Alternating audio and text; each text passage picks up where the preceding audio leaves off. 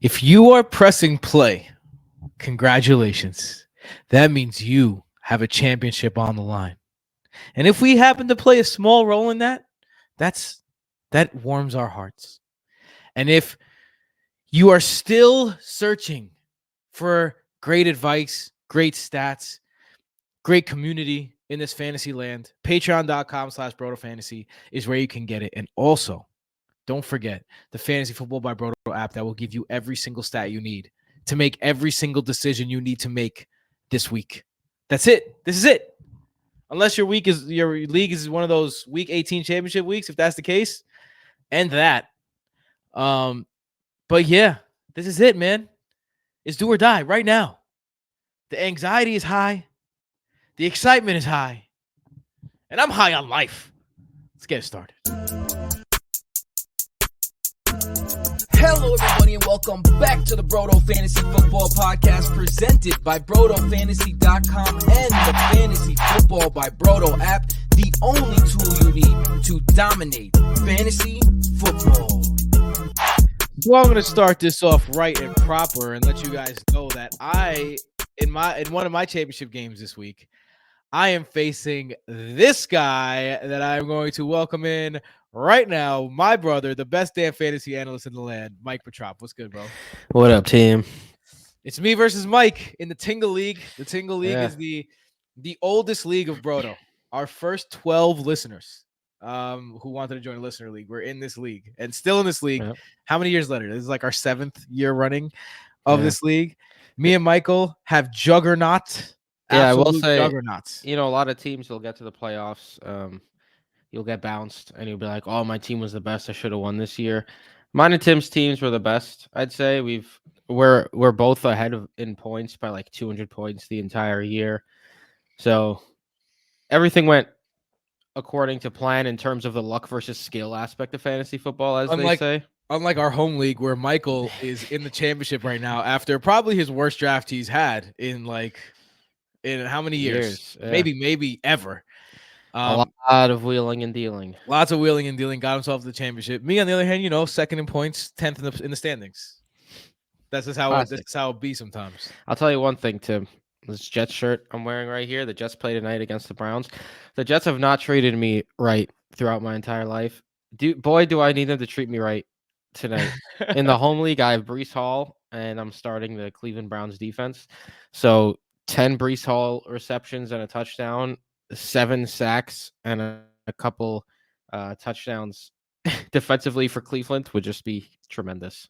I was gonna say, this is obviously coming at you earlier than usual. We don't get to talk about the Thursday games at all, but right now we do get to talk about the Thursday games because it's not going on right now. Right now it's 2:09 on the East Coast, so still 5-6 hours remaining before we get into this game.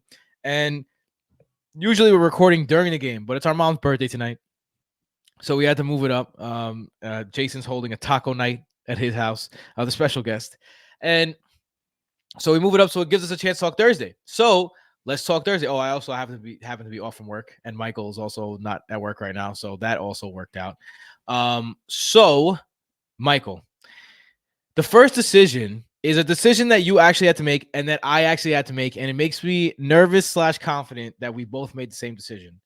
I think the best plays in both of this game is probably going to be the DSTs, right? If you look at the Vegas spread, this is a 35-point game. So the Jets are projected to have 13 points all game, over under, because it's a 7-point spread. So a 7-point spread, that means the Jets are projected 13 points. I have the choice between Jets defense and Cleveland Browns defense tonight. And part of me says Cleveland is going to be the defense because they have been the defense. They've been a great defense all year. Another part of me says the Jets defense, what I always preach is that when you're looking for defenses, you're not looking for score. You're looking for turnover possibilities, sacks and turnovers. And I don't think there's any doubt that the Jets will turn over Joe Flacco 1 or 2 times and that they're going to sack Joe Flacco 3 or 4 times. I think that's just not even a question. I ended up going with the Browns over the Jets, and you did the same. Yeah. What's your thinking on that, and how do you like these defenses here on Thursday night? My thinking is that the New York Jets are starting Trevor Simeon, and he stinks at football. The Browns defense, we've seen what the Jets offense can do when the QB gets a little bit of time, and we've seen what the Jets offense can do when the QB gets no time. And the Cleveland Browns defensive line is not a defensive line that fits the Jets offensive line. The Jets offensive line stinks. You got Myles Garrett and company on the Cleveland Browns defensive line. I think they're going to be in the backfield for a ton of the game. And yeah, I think the Jets defense is great too, but the Jets defense has been more of a like stoppers, getting some sacks. They haven't really been a turnover. Like they haven't caused too many turnovers this year. Like in terms of fantasy points, they typically put up like decent games, but they don't have any like huge games. So yeah, I just think the Cleveland Browns have a higher upside. The Jets are the number one offense to attack on the season, and we're in week 17. That is very true. So yeah, that's ultimately why I went with it too. But it does worry me that you said he stinks at football, Trevor Simeon. There's one thing that he does is that he doesn't mind having nothing but 5-yard passes. You saw that last week. He had like 27 completions for like 200 yards. So it's just like he doesn't mind just dinking and dunking downfield, dink, dunk, dink, dunk, dink, dunk. And that doesn't really lead to turnovers a lot. And that doesn't lead to a lot of sacks. So I think that's what's the only thing that's frightening me. Although I did go with the Cleveland Brown defense. I'm hoping that they can get themselves a touchdown. But besides these defenses, because I think they're both great plays. I think we're picking the Browns over the Jets, but I think the Jets. Do you agree the Jets are a good play tonight as well? If you're playing the Jets defense, Yeah, I think they're both top 5 defenses. Short week, and two very strong defenses. So it's two easy options in my opinion. here's what's not easy. There's a couple of guys on each side that you can maybe play. I mean, you're sitting Joe Flacco. I know he had a great game last week, but you're sitting Joe Flacco. You're not playing Trevor Simeon, so the quarterbacks are out. The tight ends, you're not playing Tyler Conklin, and I think it's a very, very good play, David Njoku. David Njoku's been absolutely on fire. The Jets are 6th in true matchup rank against the tight end. That's improved 3 spots over the last few weeks. They allow 29% over average to their opponents at tight end. So you're playing David Njoku. So that leaves you with 4 guys, 2 on each side. Breece Hall, Garrett Wilson. I think there's no way that you sit Breece Hall. But I think there's a world where Garrett Wilson is not in your lineup. On the other hand, you have Jerome Ford and Amari Cooper. I'm higher than consensus on Jerome Ford this week. I like the matchup against the Jets. I think if you're gonna move the ball against the Jets, it's gonna be with the running game. So I like Jerome Ford, even though Kareem Hunt's been stealing all of his goal line work. And Amari Cooper is really where I'm having a hard time because in that matchup with you, Michael, I have Amari Cooper, and I'm looking at if I do not play Amari Cooper tonight, and he's hurt, so he might not play, but keep an eye on that. I've got Noah Brown with CJ Stroud coming back in a great matchup versus Tennessee. So I am really like on the edge with Amari Cooper versus Noah Brown, and that's kind of where Amari Cooper stands for me. Where are you on these guys that I just mentioned? Look, I'm playing against Amari Cooper in the home league, coming off a 50-point game, and we've seen time and time again. Michael, I'm sorry. Can I just cut you off for 1 second that you it. mentioned that?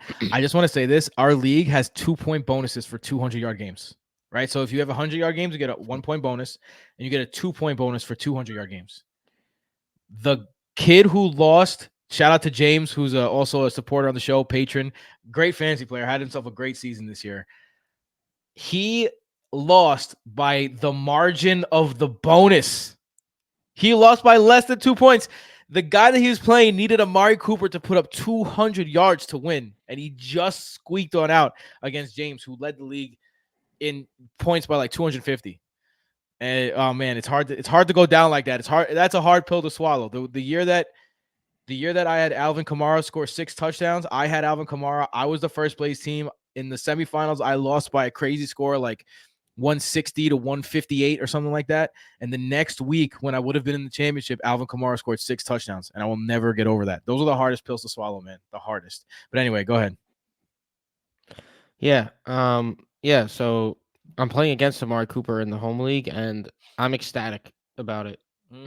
You see players have these huge games, and they have kind of a letdown game. after it. It's just kind of like a returning to the norm type of game situation.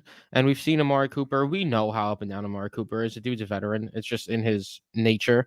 And now he gets to go up against, or I guess if you're an Amari Cooper manager, you say, damn, he gets to go up against Sauce Gardner and the Jets secondary, the most difficult matchup in all of fantasy football. Joe Flacco, a former Jet. That you might say like, oh, a revenge game for him. You might also say the Jets want to show him that, they're trying to stop his hot streak in Cleveland and say, relax, Joe Flacco, you've been beating bad defenses. We're not a bad defense.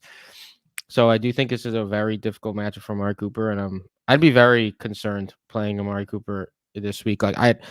He just put up 230 yards and 2 touchdowns. He's had a great connection with Joe Flacco. You play him, but I mean, it's concerning. Right now, I have Amari Cooper at wide receiver 19. So I'm playing Amari Cooper. But that's just like my gut. And I got Noah Brown at wide receiver 30. So like sometimes rankings are a little hard because Amari Cooper, wide receiver 19, Noah Brown, wide receiver 30. But yeah, but I see these guys scoring within like probably 5 points of one another. Like it's not that big of a gap. So let's do starter sit with you. See where you're at with Amari Cooper. Would you play DeAndre Hopkins or Amari Cooper? DeAndre Hopkins at Houston. See, we got that question in the Discord actually. Then I'll save that. Yeah, I don't know if it was part of the mailbag, but okay, because it's Thursday. Yeah. I'm high on DeAndre Hopkins this week. Will Levis is coming back. He struggled against Houston his first game. But I feel like he's with Will Levis coming back, the 2 back-to-back down games.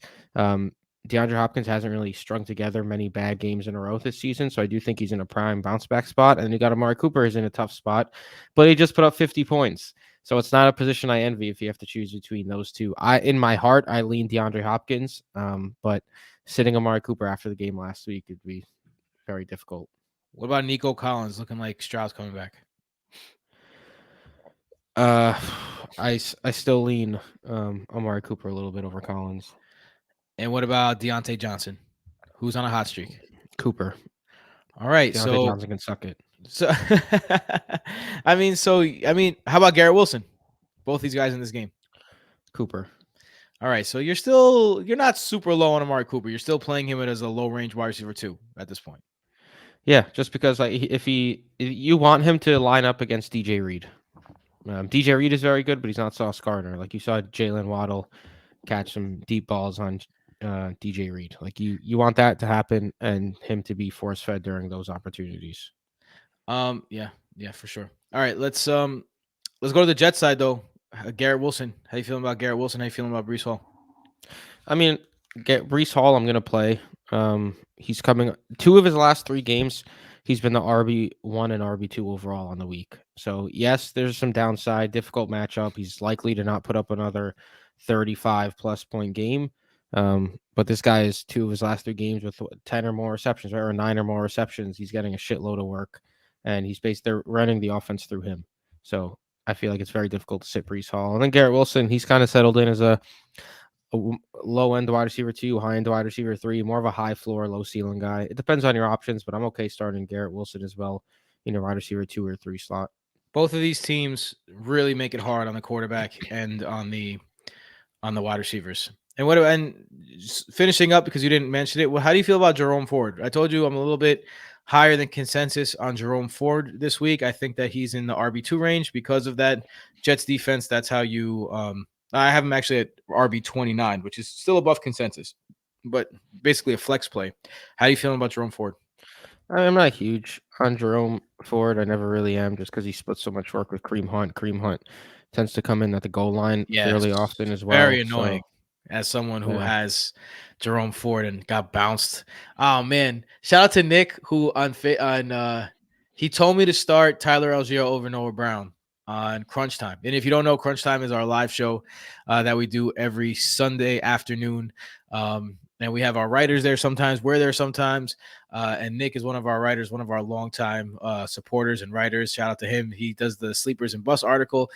He's great. And he told me to play Tyler Algier. And had I played Tyler Algier, I would also be in the finals in the Beat the Bros. But I got knocked out of Beat the Bros because I didn't play Tyler Algier over Noah Brown. Tough, Way to go, Tim. tough beat, man. Tough beat. All right, so let's get into this news, this player news. Now you should know we're doing this a little bit earlier, so the practice reports literally just dropped. Like I'm looking at this 15 minutes ago. These practice reports literally just dropped. So, with that being said, keep that in mind as we go forward. As I'm on page 2. Sorry, let me not be on page 2. That's not a good idea. All right. This is concerning. This one dropped just now as I press backwards into page 1. Zay Flowers did not practice on Thursday. This is the second consecutive missed practice. Last week, lowest snap rate in 6 weeks, although he did have the big game. Oof, this is interesting because Zay Flowers has been fantastic outside of one game, especially the last 4 games. How are you feeling about Zay Flowers? Right now, I have him as wide receiver 17, but obviously have to adjust with this move. Let's say you have the choice: Amari Cooper or Zay Flowers, or Garrett Wilson or Zay Flowers. What's your confidence level like that Zay Flowers plays this week? I had to make the decision last week when Zay Flowers was questionable and you didn't know if he was going to go. And I just put Zay Flowers in my lineup and I didn't even think about it. He's been tremendous outside of one game without Mark Andrews. Like they're clearly trying to get him the ball as often as they can right now. I'm not even questioning it. Like you said, lowest snap rate last week against the Niners, and this dude caught what 7, 8 balls, 12 targets. Like I'm playing Zay Flowers. And I'm reading from the blurb. Obviously, like the blurb comes, but when you say lowest snap rate, all right. So what does that mean? 78% of snaps, and he got 37.1% of the targets. 13 targets. And the next closest in snap percentage was Rashad Bateman, Nelson Aguilar, and Odell Beckham, all tied for 54%. That's 37 snaps, as opposed to Zay Flowers' 53 snaps. Yeah, I mean, sign me up. And this is not something that's, irregular with Mark Andrews out. He's gotten over 20% of the targets in all but one game with Mark Andrews out. So, yeah, I agree. I think I'm just gonna bite the bullet there. And I mean, would you play Zay Flowers over Amari Cooper though? I would, yeah. Chuba Hubbard did not practice on Thursday. That's a big one because it's a hamstring and those damn soft tissue injuries. This is a downgrade. Limited practice last week. He gets the Jaguars. Is there any sort of chance that Miles Sanders enters your lineup if Chuba Hubbard is out? The return of Miles Sanders. I mean, desperate times call for desperate measures. Not sure what teams are dealing with, right? Like I lost Jamar Chase in the home league and I had to start Dontavian Wicks last week. Like that's some teams just like you lose players and you have to adjust on the fly. If Chuba Hubbard were to be out, Miles Sanders would end up being a flex-worthy player in my opinion. Yeah. Michael, do not check your notifications. I may or may not have picked up Miles Sanders as we were talking in our See, match. that doesn't scare me. He could be flex-worthy, but if you want to start him against me, go right ahead. I'm not going to play him. I'm blocking you because you in our matchup. Let's keep talking about our matchup. It's hard not to. But you lost T.J. Hockenson and Jalen Waddle. That's rough. Yeah, I know. Lucky ass. So I was like, you kidding me right now? I had Jalen Waddle on another championship lineup team too. That's a tough. At least I was able to move on with them in my lineup last week because injuries, man. After a bad concussion, CJ Stroud looks like he's in the final stages of concussion protocol, and he did practice today. That looks like it puts him on pace. That's an upgrade for everyone, or are you worried about this rookie coming off 2 weeks rest? No, not at all. No, there's no performance. Titans, who's a fantastic. There's no performance dip. Yeah, and there's no performance dip with returning from concussions. I guess you could say maybe a little rusty, missing 2 weeks, but he's practicing. He's the rookie of the year more than likely. Like he's been balling this year. I have no doubts putting him back in my lineup if I was streaming while he was out. Michael, here's one for you. Are you ready for this one? I don't know if you've seen this news yet. Shoot. Jamar Chase practiced on Thursday. The original timeline was supposed to be next week. And as of today, because I was going through the news before this, and again, these news drops just dropped. So we're reacting live with you guys with also knowledge of yesterday's practice reports. And the original was like, he's going to play in week 18, maybe. Now it's he needs to see how his shoulder feels in practice. He may be good to go on Thursday. They didn't IR him, so he doesn't need to be activated or anything like that. Oof, that would be big. Are you at all like you have Jamar Chase in that home league matchup that I was telling you about, where you are the underdog? You're playing a Yeah. team that has a like Kyron Williams is his flex, so it shows you like what his team looks like. So what what are you gonna do, Mike? What are you gonna do? I mean, if Jamar Chase plays, I'm playing him. It's either Jamar Chase or KJ Osborne or Greg Dortch. So Okay, well, you have an easier. That's a little easier. But what if you're looking at a situation where, again, not to keep using these guys, but I think they're perfect examples of fringe dudes that you have to make a decision on tonight. If you're looking at Garrett Wilson, or are you holding out for Jamar Chase with the chance of KJ Osborne taking that spot or I someone mean, I like think that? Garrett Wilson's good enough to play Garrett Wilson. But So like, if you you have Jamar Chase and I got to keep an eye on the practice reports. If they say he's going to play on Sunday, like, and play Jamar Chase type numbers, like you're playing him. you know the Bengals like to do this though. They've done this. We've got T Higgins a couple times. Don't forget, We have gone T Higgins a couple times, but it's never happened with Jamar Chase. it hasn't. But he's We'll not see. injured nearly as much. Dontavian Wicks did not practice on Thursday, which if you do you're not already a patron, you can still join. I know it's the championship week, but championships are won in the off season, and we're gonna be, in the off season. That's the app still runs. The community is still open. We don't have regular podcasts like we do on the week, but we still have podcasts. Um, Come see us, especially because Matt Ward, the Dynasty Don, that's where he shines. And I've had ever since Matt Ward joined Broto 3 years ago, my ability to predict rookie outcomes has gotten incredibly better, and it's because of him. So come check us out. And yeah, I don't know where. Oh yeah, because in the Patreon episode this week, Michael's gonna be talking about some Packers wide receivers. So we're gonna keep that on the low because Christian Watson and Dontavian Wicks did not play. It looks like Yep. Christian Watson's gonna miss another game with that nagging hamstring injury that he's had since he entered the league. This one's interesting. Vikings beat reporter Ben Gosling says Jaron Hall will start Week 17 against the Packers. Very interesting. How do you feel Very about that? unfortunate. I know Nick Mullins has been playing great, but he threw for 300 and 400 yards the last 2 weeks. KJ Osborne had a big game. Justin Jefferson had a big game. We know that Nick Mullins can make downfield throws. We don't know much of anything at all about Jaron Hall, and it seems like they're going to want to run the ball. Like, I have KJ Osborne. Like I said, if Jamar Chase doesn't go, he's likely my pivot, and I'm upset about it. I'd much rather it be Nick Mullins. I will say this: Jaron Hall, in his very short start before he got hurt, was 5 of 6 against Atlanta for 78 yards. So for whatever that's worth, he did have some success, and he did move the ball downfield in his short time on the field this year. If there's anything that can make you feel better about that in terms of starting a guy like KJ Osborne, or even if you have Justin Jefferson shares. All right, I've lost my tab here. There it is. All right, Michael Pittman practiced in full on Thursday after getting accordioned a couple of weeks ago. Again, you said that there's no real play lag, and I mean, you got to put Michael Pittman right back in your lineup, right? Correct. All right, so we're on the same page there. Jalen Waddle, we already mentioned, did not practice Thursday. He has a high ankle sprain, so I mean, You got to assume he's out. he's not going to play this week at the very least. So he's on out. a chain did return to practice in Miami news. Are you looking at a guy like Cedric Wilson? Not necessarily. Difficult matchup, and I know he kind of takes over the main outside role when Hill or Waddle is out, but that doesn't really amount to much. I mean, Jalen Waddle has not been great this year when Tyreek Hill is playing, so why would I trust Cedric Wilson? Devon Chain was a guy who was a godsend for a lot of people, but I mean, if we're just being honest, he has not been good the past few weeks. At the end of the day, he is the second option in that running back room. And he's playing through an injury.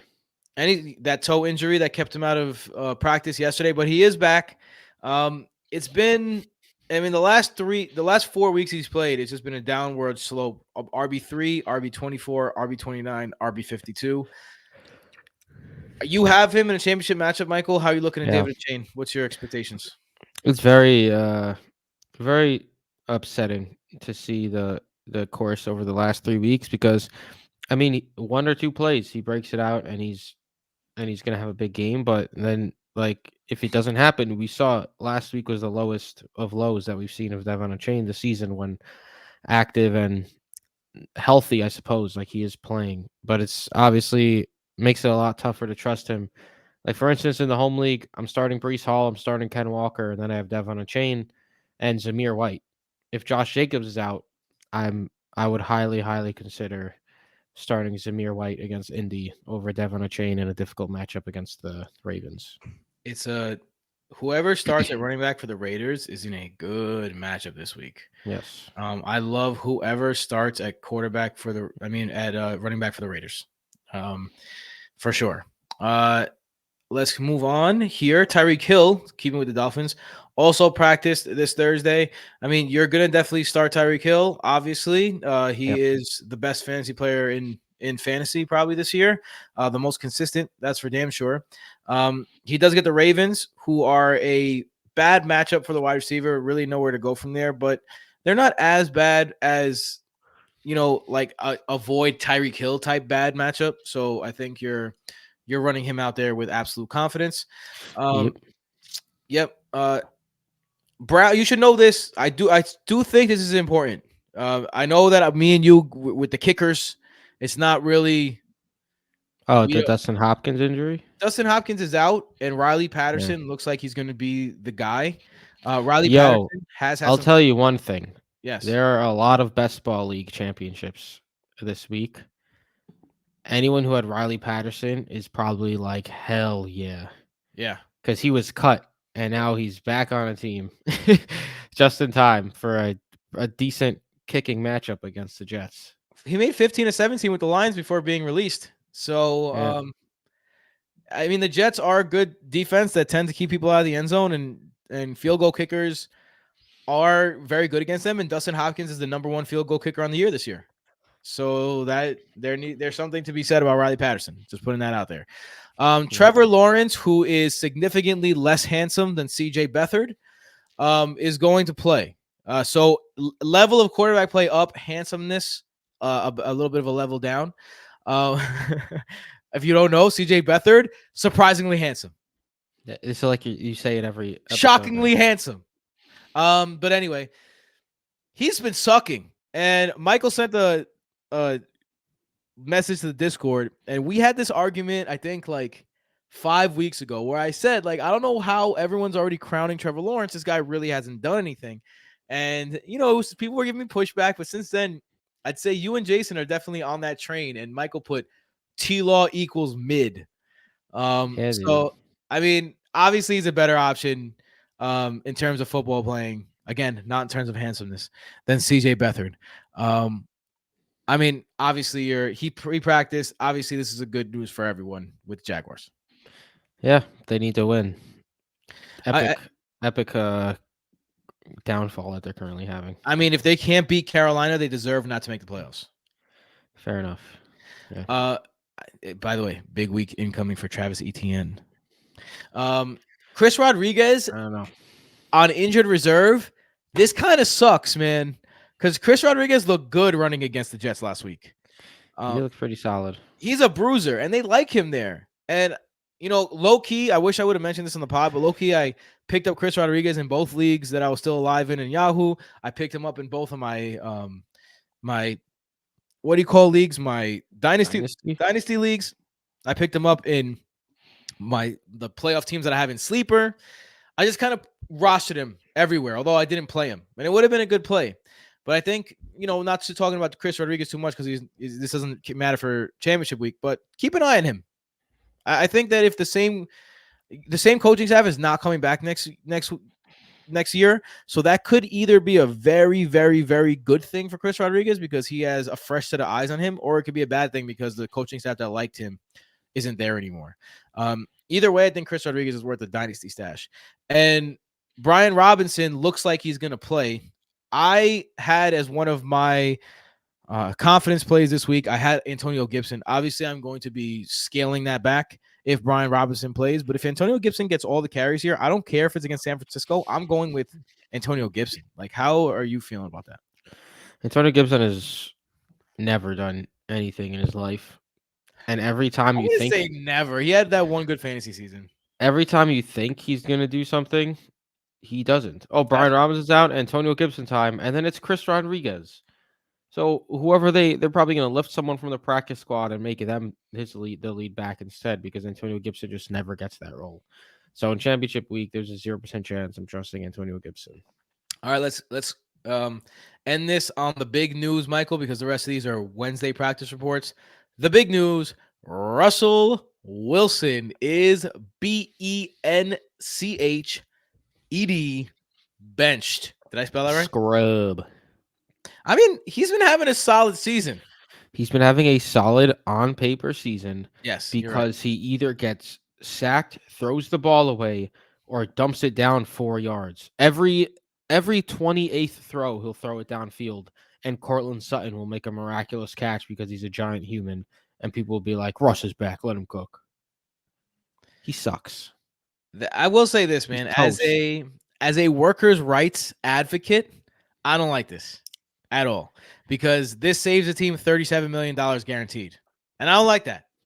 Well, no, that doesn't save him. It's if he gets injured in the last 2 games, then there's like a money issue. So they're not even gonna risk him getting injured. But if they cut him next year, they do lose the 37 million. It's just like some injury thing. Okay, all right, well that's better. So they just don't want him to get injured because they're screwed either way. They're not making the playoffs. I got a hot take, Michael. You ready? Shoot, I got Jarrett a hot- Stidham this Jarrett is a hot Stidham one. balls out since you're a fan of his. I'm a big fan of Jarrett Stidham. The Twins made fun of me because on Jarrett. Well, yeah, Stidham's he's like draft- 27. What has he done? Listen, let me cook. On Jarrett Stidham's draft day, the Patriots got him. I was like, no, and we were watching like the 4th round, and they're like, yo, relax. But I do think Jarrett Stidham is talented. There is something to be said about the fact that he was the first guy Sean Payton brought in. He has a lot of Drew Brees-ness about him. I'm not gonna lie. Yeah. He's a little Drew Breesy. He's not Drew Brees, but he Little might be Drew Breesy.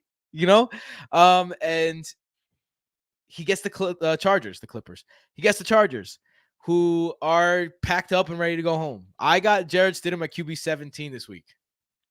You're a funny one, Mr. Tim. 18. Sorry, not 17. 18. I would play him over Gardner Minshew. I'd play him over Joe Flacco. I'd play him over Bryce Young, Tyler Haneke.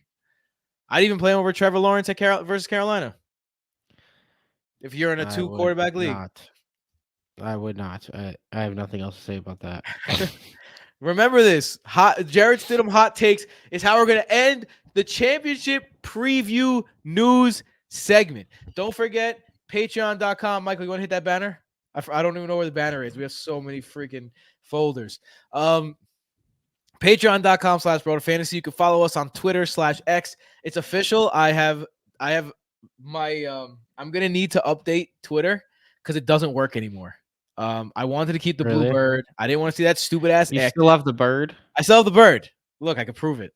But if I want to use Twitter, I'm gonna have to update it because I tried to open Twitter today and it was just like you can't do that anymore. Like we're making you have this little X logo. Look, check it out. Wow.